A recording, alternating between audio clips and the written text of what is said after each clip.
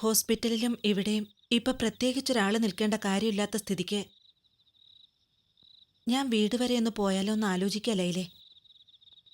ഇവിടുത്തെ കാര്യങ്ങൾക്കൊക്കെ ഒരു തീരുമാനമായിട്ട് പോയാൽ പോരെ മണിയടുത്തി? പോരാ, ഒരുപാട് അകലെയൊന്നും അല്ലല്ലോ. എന്തെങ്കിലും ആവശ്യമുണ്ടെങ്കിൽ വരാം. അതും ഒരു വീടല്ലേ. ആളും അനക്കോ ഇല്ലാണ്ടായ ചെതലരിച്ചു പോവും. അവിടെയും മണിയടുത്തി ഒറ്റയ്ക്ക് തന്നെ കഴിയണ്ടേ? ഒരു കാലത്ത് വിശേട്ടന്റെയും മോളുടെയും കൂടെ ജീവിച്ചതിന്റെ ഓർമ്മകൾ ഇപ്പോഴും അതിനകത്തുണ്ട്. അത് വിട്ട് ജീവിക്കാൻ എനിക്ക് പറ്റില്ല ലൈലേ. എങ്കിൽ പിന്നെ ഞാൻ നിർബന്ധിക്കുന്നില്ല. എന്തായാലും നാദരയോട് പറഞ്ഞിട്ടേ മണിയെടുത്തി പോകാവൂ. അതത്രേ ഉള്ളൂ. ഇന്ന് രാത്രിയിൽ വിളിക്കണ്ടെന്ന് വെച്ചിട്ടാ. നാളെ കാലത്ത് ഞാൻ വിളിച്ചു പറഞ്ഞിട്ടേ പോവൂ. അല്ല, ഇന്നെങ്ങനെയാ? ഹമീദിക്ക വന്നാ നമുക്കൊരുമിച്ച് നമ്മുടെ വീട്ടിലേക്ക് പോവാല്ലേ? അത് വേണ്ട ലൈലേ, ഞാനിവിടെ നിന്നോളാം. അതെന്തിനാ ഇന്നൊരു ദിവസം മാത്രം ഇവിടെ ഒറ്റയ്ക്ക് കഴിയുന്നത്? നമുക്കിന്ന് അങ്ങോട്ട് പോവാം. വേണ്ട,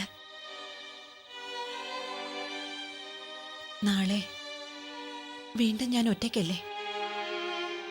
അതുകൊണ്ട് സാരമില്ല. അപ്പൊ ഞാൻ നിർബന്ധിക്കണ്ടെന്നാണോ?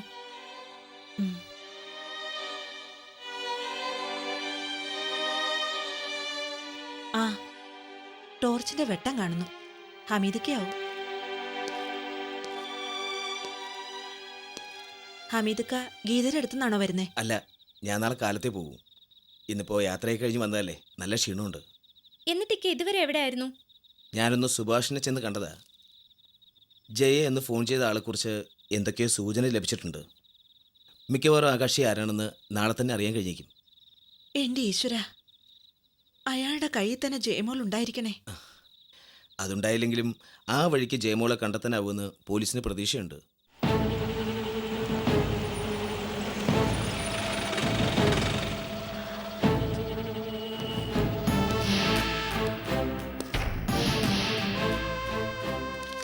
ഈ നമ്പർ എൻ്റെ മുമ്പിൽ ഇരിക്കുന്ന ഈ ഫോണിൻ്റേത് തന്നെയാണ്. എന്താണ് സാർ കാര്യം? കഴിഞ്ഞ മാസം 17-ാം തീയതി കാലത്ത് 9:30 മേരി മാതാ കോളേജിൽ നിന്നൊരു പെൺകുട്ടി ഈ ഫോണിൽ വിളിച്ചിട്ട് ഏതാണ്ട് 5 മിനിറ്റ് നേരം സംസാരിച്ചിട്ടുണ്ട്. അത് ആരോടാണെന്നറിയണം. ഈ ഫോൺ മിക്കവാറും ഉപയോഗിക്കുന്നത് ഞാൻ മാത്രമാണ്. ഞാനിവിടെ ഇല്ലാത്തപ്പോൾ ഇൻചാർജായി സബ് എഡിറ്റർ ഉണ്ടാവും. എന്തായാലും എന്നെ ഇങ്ങനെ ഒരു കുട്ടി വിളിച്ചിട്ടില്ല. പിന്നെ സബ് എഡിറ്റർ എൻ്റെ മരുമകൻ തന്നെയാണ്. 17-ാം തീയതി കാലത്ത് 9-നും 10-നും ഇടയ്ക്ക് മറ്റാരെങ്കിലും ഈ ഫോൺ അറ്റൻഡ് ചെയ്തിട്ട് ഒന്ന് ഓർത്തു നോക്കാൻ പറ്റുമോ? നോക്കട്ടെ. കഴിഞ്ഞ മാസം 17 അല്ലേ? 17-ാം തീയതി എന്ന് പറയുമ്പോൾ അന്ന് ഒരു കോൺഫറൻസിൽ പങ്കെടുക്കാനുണ്ടായിരുന്നതുകൊണ്ട് ഉച്ചവരെ ഞാൻ ഓഫീസിൽ ഇല്ലായിരുന്നു. Sub എഡിറ്റർക്കായിരുന്നു charge. അയാളിപ്പോൾ ഇവിടെ ഇല്ല. എങ്ങോട്ട് പോയി?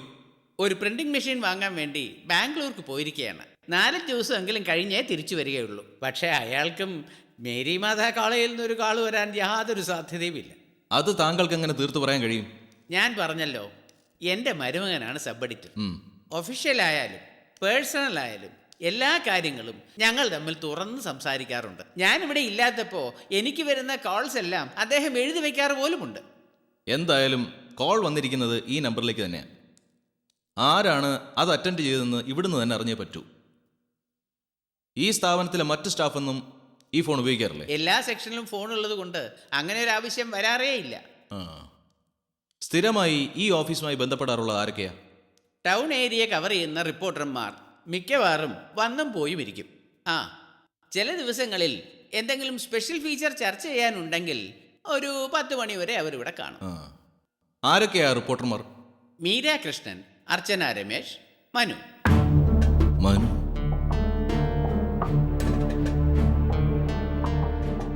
അല്ല, സാർ എന്താ ആലോചിച്ചുകൊണ്ടിരിക്കുന്നത്? അല്ല, ഈ മനുവിനെ ഒന്ന് കാണാൻ എന്താ വഴി? നാളെ കാലത്ത് ഇവിടെ വരും. ഇന്ന് ലീവാണ്. അത്യാവശ്യമായി എവിടെയോ പോകാനുണ്ടെന്ന് ഇന്നലെ രാത്രിയിലാണ് വിളിച്ചു പറഞ്ഞത്.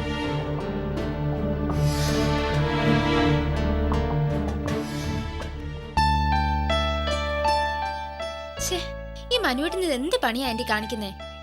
ഇന്ന് എന്നെ ഹോസ്പിറ്റലിൽ കൊണ്ടുവന്ന് ഉറപ്പ് പറഞ്ഞോണ്ടല്ലേ കോളേജിൽ പോലും പോവാതെ ഒരുങ്ങി ഞാൻ വന്നത്. അത് മോളെ, അവന് വളരെ അത്യാവശ്യമായിട്ട് ചെയ്തു തീർക്കേണ്ട ജോലി ഉള്ളതുകൊണ്ടാ. അതൊന്നുമല്ല.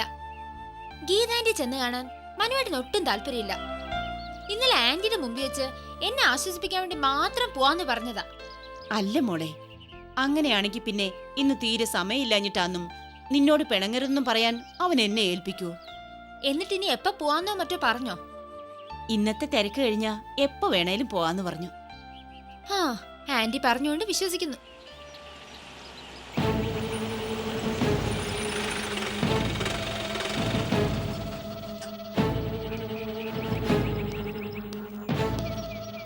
ആ, ദിയ ഇവിടെ ഉണ്ടായത് നന്നായി. മനു ഇവിടെ ഇവിടെ ഇല്ലല്ലോ സാർ. എങ്ങോട്ട് പോയി? ഓഫീസിലേക്ക് അന്നാ പറഞ്ഞേ. വേറൊന്നും പറഞ്ഞില്ലേ? ഇന്നെന്തോ അത്യാവശ്യമായിട്ട് ചെയ്തു തീർക്കേണ്ട ജോലി ഉണ്ടെന്ന് പറഞ്ഞു. എന്ത് ജോലിയാണെന്ന് പറഞ്ഞോ? ഇല്ല. എന്താ സാർ? ഒരു ചെറിയ കാര്യം. ജയയുടെ മിസ്സിങ്ങിനെ കുറിച്ച് മനുവിൽ നിന്ന് ചില കാര്യങ്ങൾ അറിയാനുണ്ട്. എനിക്കും മനുവേട്ടനും ഒരു സംശയം ഉണ്ടായിരുന്നു സാർ. എന്താ അത്? ജയ ചിലപ്പോ അവളുടെ വല്യച്ഛന്റെ അടുത്തേക്ക് പോയിരിക്കാനിടയുണ്ട്. ആരാ ജയയുടെ വല്യച്ഛൻ? ജെയ്ഡി സാറിന്റെ ജ്യേഷ്ഠൻ, സന്യാസിയാ, വിശ്വേട്ടൻ.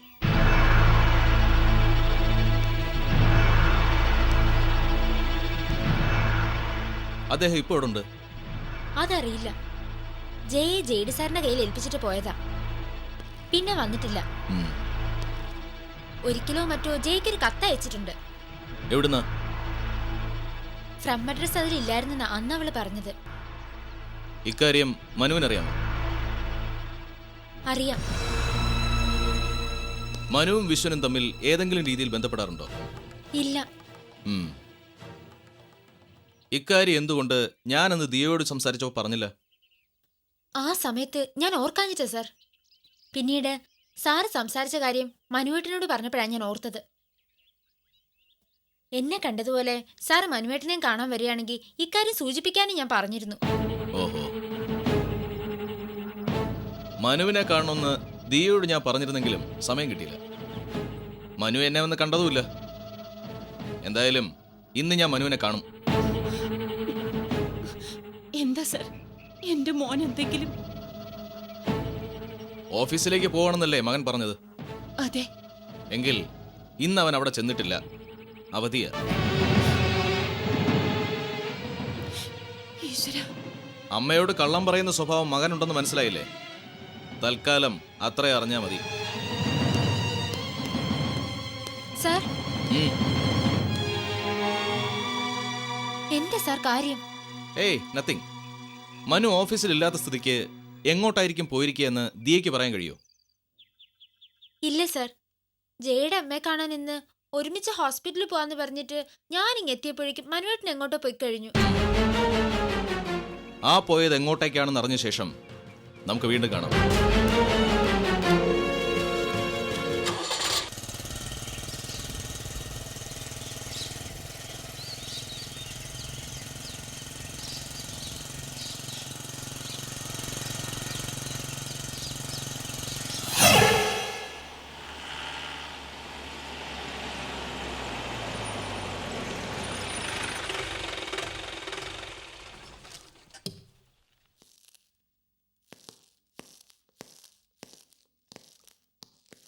സർ. ആ ശരത്തെ, സർ. ആ മിസ്സിംഗ് കേസിനെ കുറിച്ച് ചില സൂചനകൾ ലഭിച്ചിട്ടുണ്ട്. ജയ അന്ന് ഫോൺ ചെയ്തിരിക്കുന്നത് സിറ്റി ടൈംസിന്റെ റിപ്പോർട്ടറായ മനുവിനെ ആയിരിക്കാനാണ് സാധ്യത. ജയയുടെ കൂട്ടുകാരിയായ ദിയയുടെ കസിൻ ബ്രദറാ മനു. അവർ മൂന്നുപേരും ഒരു കമ്പനിയായിരുന്നു. എന്തായാലും ആളിപ്പോൾ സ്ഥലത്തില്ല. ഓഫീസിലും വീട്ടിലും കള്ളം പറഞ്ഞ് എങ്ങോട്ടോ മുങ്ങിയിരിക്കുക. പോലീസ് സംശയിക്കുന്ന കാര്യം അറിഞ്ഞിട്ടാണോ സർ? അതിന് വഴിയില്ല. കാരണം നമ്മൾ സംശയിക്കും മുമ്പ് അവ സ്ഥലം വിട്ടിരുന്നു. ചിലപ്പോൾ ഇക്കാര്യങ്ങളൊന്നും അറിയാതെ തന്നെ മറ്റെവിടേക്കെങ്കിലും പോയതാകാം. ഒരുപക്ഷെ ജയെ ഒളിവിൽ പാർപ്പിച്ചിടത്തേക്കും ആവാം. എന്തായാലും ആളെ ഒന്ന് ക്ലോസ് വാച്ച് ചെയ്യണം. Okay sir. ആ, ഒരു ബൈക്ക് നമ്പർ എഴുതിയെടുത്തോളൂ. സർ. അലക്സേ, ഇതൊന്ന് എഴുതിയെടുത്തോളൂ. സാർ. KL01 AE 54 47. ആ, സിറ്റിയിലെ എല്ലാ ട്രാഫിക് പോയിന്റുകളിലും ഏൽപ്പിക്കും. സർ. മനു പോയിരിക്കുന്നത് അയാളുടെ സ്വന്തം ബൈക്കിലാണ്. ഉം. കണ്ണിൽപ്പെട്ടാൽ മിസ്സിംഗ് കേസിന്റെ കാര്യം അറിയിക്കാതെ എന്തെങ്കിലും പെറ്റി അടിച്ച് എൻ്റെ അടുത്തേക്ക് വിട്ടാൽ മതി. Yes sir. ഓക്കെ. അലക്സേ,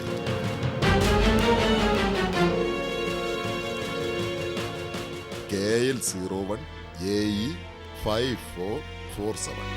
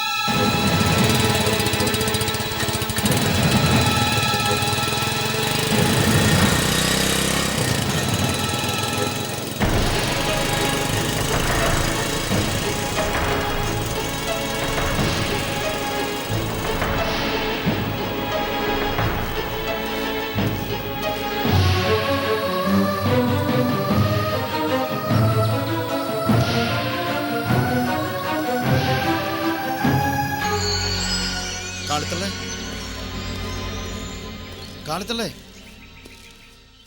ഇവരിതെവിടെ പോയി? കാലത്തല്ലേ? ആ, വല്ലവരും കണ്ടോ സാറേ? ഇല്ല, ആരും കണ്ടില്ല. ചില കാലമാടന്മാരെ കണ്ണും കാതും കുറിപ്പിച്ച് നടക്കാൻ തുടങ്ങിയിട്ടുണ്ട്. ഒരു ദിവസം കൊച്ചിന്റെ പിറകെ ഓടി നടത്ത് പേടിപ്പിക്കുകയും ചെയ്തു. ആരാ കാലത്തല്ലേ? എസ്റ്റേറ്റിലെ സൂപ്പർവൈസർമാർ ആരെങ്കിലും ആവും. വേറെ ആരാ ഈ കാടകളൊക്കെ? ജയ അവർക്ക് മനസ്സിലായി കാണോ? ഏയ്, ഈ കുടിയിലാ പറക്കുന്നതെന്ന് പോലും അറിഞ്ഞിട്ടില്ല. അതാ പൊന്നപ്പം വന്ന് തെരക്കിയപ്പോഴേ എനിക്ക് മനസ്സിലായി. എന്നിട്ട് ജയക്ക് കുഴപ്പമൊന്നും? 2 ദിവസം പനിച്ചു ബോധല്ലായിരുന്നു. പക്ഷേങ്കി ഇപ്പൊ ഒരു എനക്കെടുമില്ല. എന്നിട്ട് അവളെവിടെ?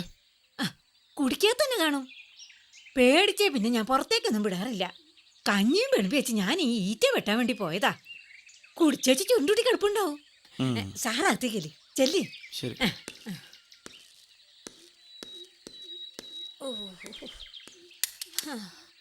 ജയ, ജയ,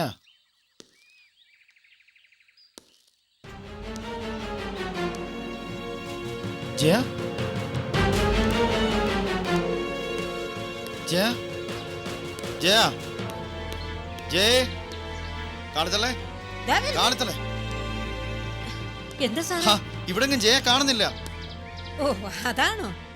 സാറ് വരുന്ന ദൂരേന്ന് കണ്ടിട്ടുണ്ടാവും. കളിപ്പിക്കാൻ വേണ്ടി ഇവിടെ എവിടെയെങ്കിലും ഒളിച്ചിരിക്കുന്നുണ്ടാവും. മോളെ, മോളെ, ഇതെവിടെ പോയി?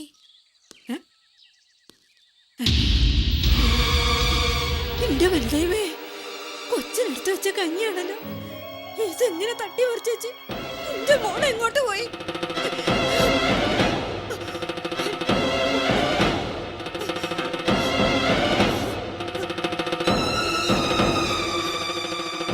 ജയ, ജയ, ജയ, ജയ,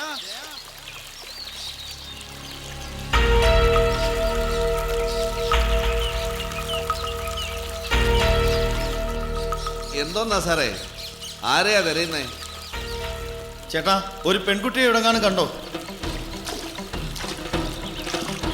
പെൺകുട്ടിയോ? ഈ കാട്ടിൽ എവിടുന്നാ സാറേ പെൺകുട്ടി? കാലത്തൊരു പെൺപുലി ഇറങ്ങിയതായി ആരോ പറയുന്നത്. എന്റെ മരുദൈവങ്ങളെ, നേരാണോ പൊന്നപ്പ നീ പറയുന്നത്? എന്റെ കൊച്ചിനെ പുലി എങ്ങാനും പിടിച്ചു കാണോ? തള്ളയുടെ കൊച്ചോ? അങ്ങനെ ഒരു കൊച്ചുള്ളതായി എനിക്ക് ഇതുവരെ അറിയില്ലല്ലോ. അത് ഞാൻ കുറച്ചു ദിവസം മുമ്പ് കാലത്തള്ള ഏൽപ്പിച്ച കുട്ടിയാ. ഇപ്പൊ തിരിച്ചു കൊണ്ടാൻ വേണ്ടി വന്നപ്പോ അവളെ കാണാനില്ല. ഇപ്പൊ കാര്യം പിടിക്കും. ഞാൻ ചോദിച്ചപ്പോ തള്ള എന്തോന്നാ പറഞ്ഞത്? പെങ്കൊച്ചിനെ പോയിട്ട് ഒരു പെടക്കോഴിയെ പോലും കണ്ടില്ലെന്ന്. ഇപ്പോഴോ? ഇത് കളി മാറും തള്ളേ. പത്രത്തിൽ പടം വന്നതിന്റെ നെകളിപ്പൊക്കെ ഇതോടെ മാറും. എന്റെ പൊന്നപ്പ, ഈ സാറ് പുറത്താരറിയരുതെന്ന് പറഞ്ഞതുകൊണ്ടാ ഞാൻ പറയാതിരുന്നത്. നീ ആ കൊച്ചിനെ ഈ ഭാഗത്തെങ്ങാനും കണ്ടെങ്കിൽ അത് പറ. ഈ ഭാഗത്തൊന്നും ഒരു പൂച്ചക്കുഞ്ഞിനെ പോലും കണ്ടില്ല. നിങ്ങൾ ഒത്തിരി നേരമായോ ഇവിടെ ഇരിക്കാൻ തുടങ്ങിയിട്ട്? ആ, ഒരു 1.5 മണിക്കൂറായി കാണും. കൊച്ചിനെ എപ്പം മുതൽ അതല്ലേ കാണാതായത്? ഇച്ചിരി നേരെ ആയുള്ളൂ പൊന്നപ്പ. കൊച്ചിനെ കുടിക്കാൻ കഞ്ഞിയും വെളുപ്പി വെച്ച് 10 കഷ്ണം ഈറ്റ വെട്ടാൻ പോയതാ ഞാൻ. ആ, എന്നാ പിന്നെ ഈ അരുവിക്ക് അക്കരെ നോക്കണ്ട. അങ്ങനെ ഒരു പെങ്കൊച്ചങ്ങോട്ട് ഇറങ്ങിയെങ്കിൽ എനിക്ക് മണമടിക്കാതിരിക്കത്തില്ല. നേരെ മലഞ്ചെരുവിലോട്ട് ഇറങ്ങിക്കോ സാറേ. പറ്റുമെങ്കിൽ അടിവാരം വരെ ഒന്ന് കറങ്ങിക്കോ. വല്ലവരും വല്ല വണ്ടിയിലും വന്ന് കൊണ്ടുപോയതാണെങ്കിൽ ചെക്ക് പോസ്റ്റിൽ അന്വേഷിച്ചാൽ അറിയാൻ പറ്റും. ഇനിയിപ്പോ എന്താ ചെയ്യാ? സാറ് പേടിക്കണ്ട, വലതയും ഒരാപത്തും വരുത്തേല. അത്രയ്ക്ക് സത്യമുള്ളവളാ ഈ കാളിത്തള്ള. ഓ, അല്ലാത്തൊരു പലതും പറയും. സാറ് വന്നാട്ടെ, നമ്മൾ തിരിച്ചു ചെല്ലുമ്പോ കൊച്ചു കുടിയിലുണ്ടാവും. വാ, ആ വന്നാട്ടെ, വന്നാട്ടെ.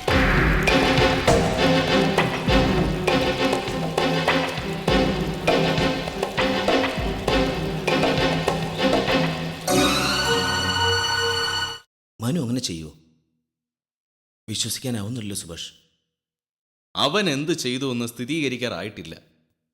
എന്തായാലും ജയ ഫോൺ ചെയ്തത് മനുവിനല്ലാതെ വേറെ ആർക്കുമാവാൻ വഴിയില്ല. ആ സ്ഥിതിക്ക് ജയയുടെ മിസ്സിങ്ങിൽ ഏതെങ്കിലും തരത്തിൽ അവന് പങ്കുണ്ടായിരിക്കുമെന്ന കാര്യം വളരെ ഉറപ്പാണ്. അങ്ങനെയാണെങ്കിൽ അത് ഏത് രീതിയിലായിരിക്കും? സുഭാഷ് സംശയിച്ച പോലെ അവർ തമ്മിൽ അങ്ങനെ എന്തെങ്കിലും കണക്ഷൻ? ഏയ്, മനു ആയതുകൊണ്ട് ആ ഒരു സംശയത്തിന് വലിയ പ്രസക്തിയില്ലെന്ന് തോന്നുന്നു. ഒന്നാമത് അയാൾ ഇപ്പോഴും നാട്ടിൽ തന്നെ ഉണ്ട്. പിന്നെ ഒരു സീരിയസ് അഫെയർ ആണെങ്കിൽ രജിസ്റ്റർ മാരേജ് ചെയ്ത് അവൻ അവളെ റിലീസ് ചെയ്യേണ്ട സമയവും കഴിഞ്ഞു. അതുകൊണ്ട് സംശയിക്കേണ്ടത് അവൻ മറ്റെന്തോ ഉദ്ദേശത്തോടെ ജയയെ ഇവിടുന്ന് മാറ്റിയോ എന്നുള്ളതാണ്. എന്നുവെച്ചാ? അല്ല, അങ്ങനെ ഒരുപാട് കഥകൾ ഇപ്പോൾ നമ്മുടെ നാട്ടിൽ നടക്കുന്നുണ്ടല്ലോ. ആദ്യം സൗഹൃദം സ്ഥാപിക്കുക, പിന്നെ പലതും പറഞ്ഞ് പ്രലോഭിപ്പിച്ച് പെൺകുട്ടികളെ പണത്തിനു വേണ്ടി സെക്സ് മാഫിയയ്ക്കും അധോലോകത്തിനും കൈമാറുക. നോ സുഭാഷ്, അങ്ങനെയൊന്നും മനു ചെയ്യില്ല, അതെനിക്ക് ഉറപ്പാ. ചെയ്യാതിരിക്കട്ടെ. എന്തായാലും മനു ഇപ്പോൾ ഞങ്ങളുടെ നിരീക്ഷണത്തിലാണ്. കാലത്ത് മുങ്ങിയവനെ എപ്പോൾ പൊങ്ങിയാലും കസ്റ്റഡിയിലെടുക്കാൻ കാത്തിരിക്കുക ഞങ്ങൾ.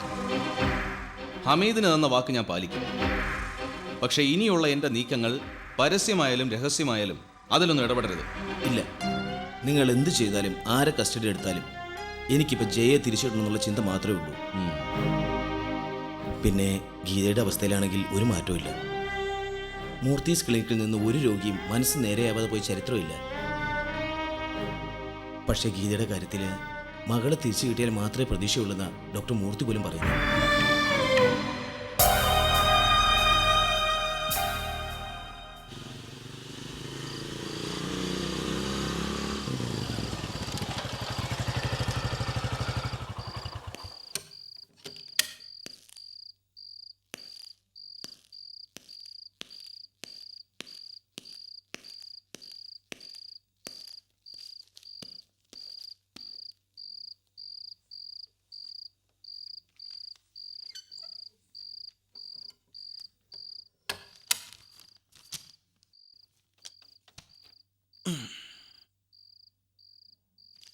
എന്തു പറ്റി മോനെ? എന്താ നീ വല്ലാണ്ടിരിക്കുന്നേ? വല്ല അപകടവും പറ്റിയോ? ഒന്നുമില്ലമ്മേ, ഒരു അന്വേഷണ റിപ്പോർട്ട് തയ്യാറാക്കാൻ പാറവട വരെ പോകേണ്ടി വന്നു. അതിൻ്റെ ക്ഷീണോ. അമ്മ എനിക്ക് കുടിക്കാൻ കുറച്ച് വെള്ളം ഇട്. ആ, ഇപ്പൊ കൊണ്ടുവരാം.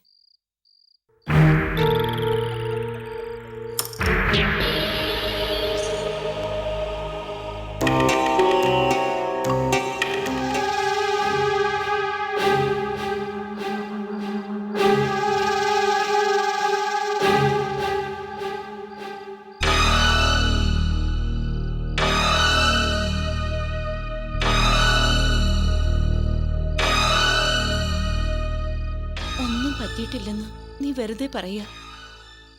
എവിടെ പോയി വന്നാലും നിന്നെ ഇങ്ങനെ കാണാറില്ലല്ലോ മോനെ. എന്തു പറ്റി മോനെ? അമ്മയോട് പറ. ഒന്നുമില്ലെന്ന് പറഞ്ഞില്ലേ അമ്മേ? ഒരുപാട് ദൂരം നടക്കുകയും വണ്ടി ഓടിക്കുകയൊക്കെ ചെയ്തതല്ലേ, അതിൻ്റെയാ. നിന്നെ അന്വേഷിച്ച് പോലീസ് വന്നിരുന്നു. എന്തിന്? ജയയെ കുറിച്ച് എന്തൊക്കെയോ ചോദിച്ചറിയാനാത്രേ. ആ സർക്കിൾ ഇൻസ്പെക്ടർ നിന്റെ ഓഫീസിലും ചെന്നിരുന്നു. അവിടുന്ന് എന്താ നീ ഇന്ന് അവധി എടുത്തിരിക്കാന്ന് പറഞ്ഞത്? പത്രം ഓഫീസിലെ കാര്യത്തിനല്ലേ നീ പാറമടയിൽ പോയത്? അല്ലമ്മേ, ഈ റിപ്പോർട്ട് ഞാൻ രഹസ്യമായി വേറൊരു പത്രത്തിന് വേണ്ടി തയ്യാറാക്കുന്നതാ. എന്റെ മോനെ, എനിക്ക് നീ പറയുന്നതൊന്നും മനസ്സിലാവുന്നില്ല. ആ സർക്കിളിന്റെ ചോദ്യവും പറച്ചിലും കേട്ടാ നീ ആ ജയെ തട്ടിക്കൊണ്ടു പോയെന്ന് തോന്നുന്നു. അവരുടെ ഓരോ രീതികൾ അങ്ങനെയാമ്മേ. ഇപ്പൊ ജയയുടെ കാര്യത്തിൽ നമ്മുടെ ദിയെ ചോദ്യം ചെയ്തില്ലേ, അതുപോലെ എന്തെങ്കിലും സംശയങ്ങൾ ചോദിക്കാൻ വേണ്ടിയാവും. എന്തായാലും സർക്കിൾ ഇവിടം വരെ വന്ന സ്ഥിതിക്ക് ഇപ്പൊ തന്നെ ഞാൻ ചെന്നൊന്ന് കണ്ടേക്കാം. അയ്യോ, അതൊന്നും വേണ്ട. ഈ രാത്രിയിൽ നീ ഇനി എങ്ങും പോവണ്ട. നാളെ പോയാ മതി. അത്രയ്ക്ക് അത്യാവശ്യമാണെങ്കിൽ ആ ഇൻസ്പെക്ടർ ഒരിക്കൽ കൂടി ഇങ്ങോട്ട് വന്നോളൂ. പോലീസായിരിക്കും മോനെ.